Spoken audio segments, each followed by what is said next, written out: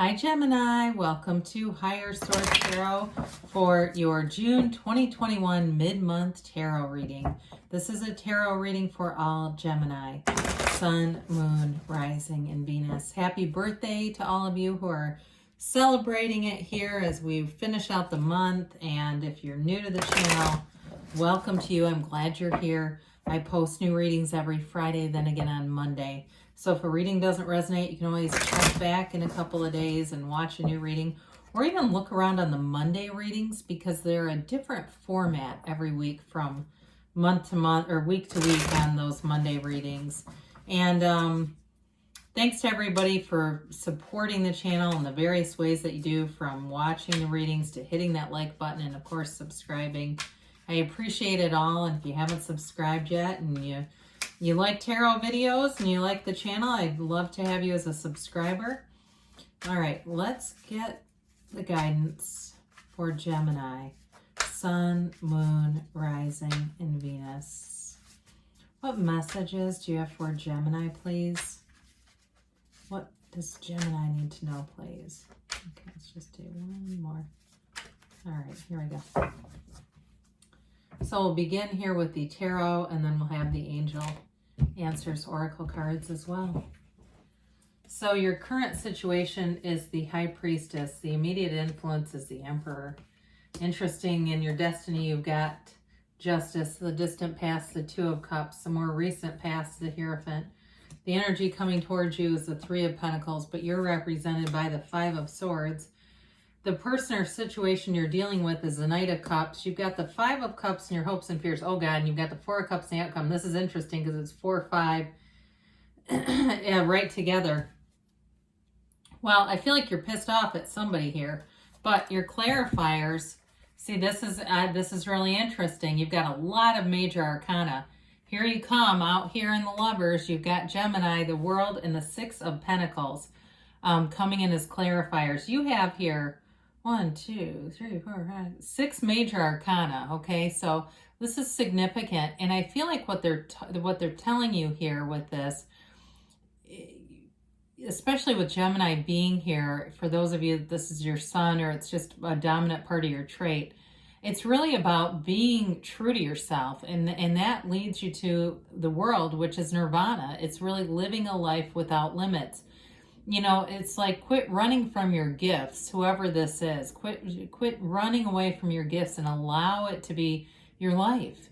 You've got wonderful traits here. And so with the Six of Pentacles, that's also about giving and receiving. So if some of you have been more on the giving end, this may be about opening up to receive, you know, opening up and allowing yourself to walk free of any limiting beliefs, to walk free of anything that you feel like really weighs you down. Because the you know, the Lovers and the World, they're both cards about self-acceptance, and again, I feel like there's something about self-worth here. There's just something about this that it just keeps coming up about being true to yourself and this sort of feeling of self-worth. And I'm not trying to say you don't have high self-esteem, but there may be something deep within the subconscious, because the Lovers too, and then we'll move on, represents the conscious mind, Adam, influencing the subconscious mind, Eve, and it's divinely guided by the Archangel Raphael. So with this too, again, there may be some subconscious things embedded. And if you're saying, well, how in the world would I know what they are? Well, look around you. Look at your relationships. Look at the things around you, and that will tell you what your real beliefs underneath have been. But you can reprogram those. So I do like to see the Emperor here with the High Priestess. I feel like for some of you, it's going to be about using, again, your conscious mind or analytical mind to influence the subconscious. The High Priestess represents not only the subconscious, but also mysticism, the card of the psychic. And what I like about this, her gown begins the pool of consciousness, the seat of the soul that runs through the major arcana. And if you look right down here in the Emperor, it shows up here in the Emperor's card. That connection to source energy is going to be very important for you. And it feels like the next year or so, it will give you this life-changing path. And this is a path of wealth. It's confidence. It's freedom. And it's also, though, a card of great stability. It's a leadership card. So for some, If you haven't been getting offers, because that's what I see with that 4 and 5 of Cups, if you have not been getting offers that you've wanted, this is where you are coming into the place of manifesting things that are a match for you. Because it feels like there's been a bit of an imbalance in a lot of different areas here where it just hasn't been aligned with what you really want. So if you're saying, yeah, I've had a ton of short, crappy relationships or jobs that I knew weren't going anywhere, it's time for those to be a match to you. So with the High Priestess, she also holds the laws of life, the book of Torah, on her lap. And so it's you, and the Emperor is often too referred to as the architect of the universe. It's you working and co-creating with the universe to create this beautiful, harmonious energy. So again, I feel like if you've had offers that you haven't wanted, because that's definitely here, no doubt about it, this is your time to draw in that great partner, because that great partner shows up. Or maybe you recently met this person, because it shows it more in the past as somebody, a really great partner here. So with this, in the destiny position, I love this too. You've got Libra energy here. Before we get into this any farther, of course you have Gemini here. You have Libra, Aries, Taurus here. You've got water, Pisces, Cancer, Scorpio. You've got a little bit of air, and of course you've got Earth here too. So this is about in the destiny position, this is about living by the absolute truth. But I also feel like it's you being in this place of really knowing what you want, being very clear. And so if you've had some confusion, this is all about being able to see the world through a crystal clear lens. It's the absolute truth. It's putting your foot down in situations. And it's also, though, a card of the universe bringing in balance. So if you had somebody who double crossed you, because you do have some conflict here, or even somebody who just mistreated you over time, the justice will be served with this. And it's not just the negative energy coming back to them. It's also you getting that positive energy. The sword is upright in this card, and that represents victory and success.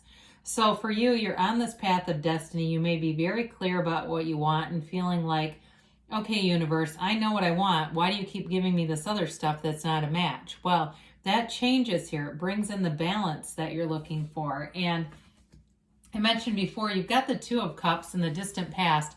So if you've had a relationship, for some of you, this may be more work related, or it could even be about finding, because you have cards of cohabitation here too. It could even be about finding the next part of your journey together. If it's moving in together, it's moving, because you have cards of travel and moving here. If it's moving, there may be something with that where you've had a lot of delays, and that's been disappointing for you. But keep with it, keep seeing it through. Now, in terms of a job too, again, you've got great stability here, and there may be indicators with that 4 and 5 of Cups of the job is here, but there's more to be done. It's like there's more that you're wanting out of the situation and desiring. So with the Two of Cups, though, it is a soulmate connection. There's definitely a match too. And so you need to keep that in mind. You've got the Hierophant coming in, and the Hierophant, again, we've got these keys, right? The keys to the universe. They've got multiple indications that you're in a place of very powerful energy for manifesting. So just be aware of that, especially if you're seeing like 333 around you. I'm looking here, you've got a few different 5s and a couple of 2s too, I think, yeah. But if that's the case for you, you just have to be aware of it, because you can manifest anything very rapidly in that energy. So this too reminds me, because there's 3 is represented here as well several times. And it reminds me of Nikola Tesla. He was very suspicious about the number 3 in a good way, though. He would only stay in hotel rooms that were divisible by 3. He wouldn't stay in a hotel room that wasn't. So I do feel like you've got this sort of extra push from the universe here. This card, though, does represent a great partner. So again, if it's a partner or a partnership, you've got the right stuff here. It just feels like you've pulled in some things that weren't a great fit, and it's been a little disappointing. But with this, it's also a card of meditation, of quieting the mind. He holds up his hand and says, be still and know. So be still and know that the universe is always co-creating with you. And I feel like for some of you, you're some kind of advocate, and it might be work related, where you're going to be the one that lays down the law, that speaks up and gets things taken care of here. Now, again, this is a card of a priest, so I'm not necessarily referencing this energy as much as the reading overall. But this is a card of knowing, of teaching as well. And that may be part of it too, that you're leading by example for people around you. And even if it's been in relationships, if you've, like I said, had some partnerships offered and they just weren't it, you may be somebody that a lot of people admire because you're not just going with anything. You're holding out for the match and not just settling here. So the Three of Pentacles is a nice harmonious energy coming towards you. And so be open to this. Be open to the possibility, because you have some closed off energy representing you. Now, the good news is it's coming from you. So it's not like it's, you know, things that are getting in your path. It's more things that you are putting out there, and you can change that. That's what I like about the tarot. It tells you things about yourself and about your environment, so you can make adjustments. So you can take this reading and go, in the next situation, go, I remember that reading, I'm going to adapt because I don't want a negative outcome. So with the Three of Pentacles, it is working together and it's listening to each other's ideas. So again, if there's an issue with work and you're kind of the mouthpiece or the person getting things taken care of, it's important to also listen, because you've got the Four of Cups that does show that closed off energy. So we've just got to be cautious around that. And of course, you're represented by the Five of Swords. My dear, I do feel like you're the one in the foreground, though. You know, you're the one that's sort of like wanting to end the battle, you know, and end it in victory. So I do feel like anybody that comes in your path right now might not enjoy going head to head with you in a work-related situation. Now, if it's something else, because I don't feel like this is related to that relationship as much as in terms of your interactions with you and that person, for those of you that are in something and saying, no, it's going pretty well, but we're trying to, you know, we're trying to move in or we're trying to move or something. It may be more related to that, people that come in your path, especially if you're in a serious relationship and it's like you're trying to buy a house and there's stuff with paperwork or people who aren't trustworthy, or you're trying to make, even I get buying a dog. If you're trying to get a dog, there's some conflict about acquiring something here. And again, I feel like you're the key negotiator, and you know, your skills are in communication. That's one of your assets, but I still feel like there's a tendency to be a bit sharp-edged here.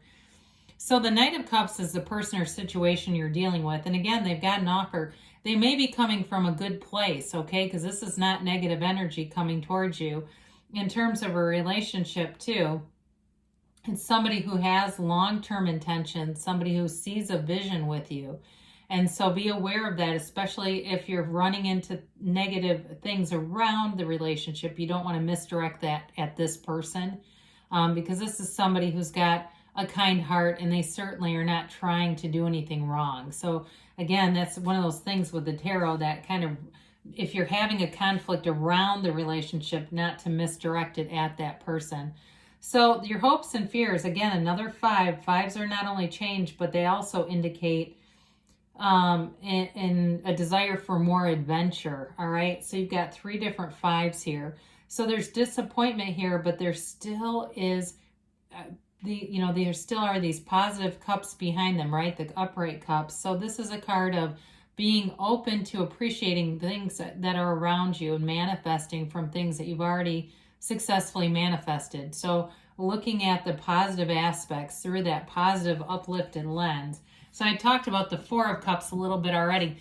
Now, this can be kind of a pouty energy, so be careful with this, because I do feel like it's associated more with your energy and not getting some things that are a match really to your desires. It's also, though, a card of getting out into nature.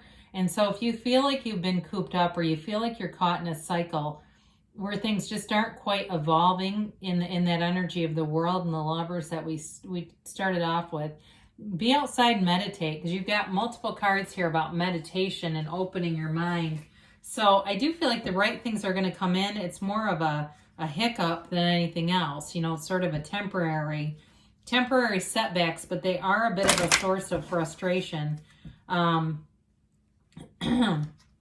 So for some of you too, it may even be at lunchtime getting out wherever you work, getting out and taking a walk a little bit, you know, somewhere, or sitting in the shade and watching the ducks or something like that, just to kind of clear your mind and detach if there's controversial energies around you.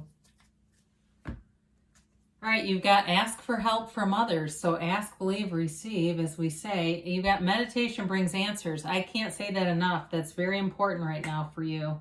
Quiet that busy mind down. Let go and let God. Let go and let the universe. You know, when we're manifesting and we talk about dropping the desire, it's kind of like when you plant seeds in a garden. You water it, right? You take care of it. You cultivate it. But you don't stand there with a fire hose on it, just drenching it with water. Otherwise, it doesn't grow, right? It's kind of the same idea. You plant the desire, and you know the universe has it. You believe it within the next few months, and you've got a yes. So good things are going forward. There is a little conflict here, but I see you getting your way around it. I love you, Gemini, and I'll be back again soon.